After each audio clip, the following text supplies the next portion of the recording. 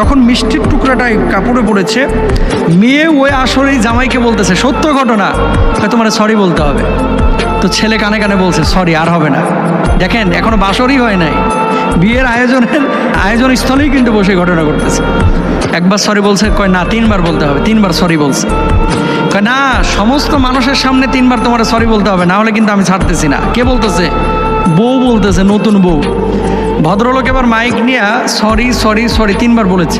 বলার পরে বলতেছে, আমার আরেকটু কথা আছে। কয় কি কথা? কয় 1 তালাক, 2 তালাক, 3 তালাক, একেবারে 22 তালাক। কারণ কি? সামান্য একটু মিষ্টির টুকরা কাপড়ে লেগে গেছে, সেই জন্য যদি তারে উন্মুক্ত এই ময়দানে মজলিসে বসে আমারে 3 বার সরি বলতে হয়, 60 বছরের জীবনে এর সাথে কেমনে কাটাবো? তাহলে তো সরি সরি জিকির প্রতিদিন করে বউয়ের পাও ধরে বসে থাকতে হবে। লজিক আছে।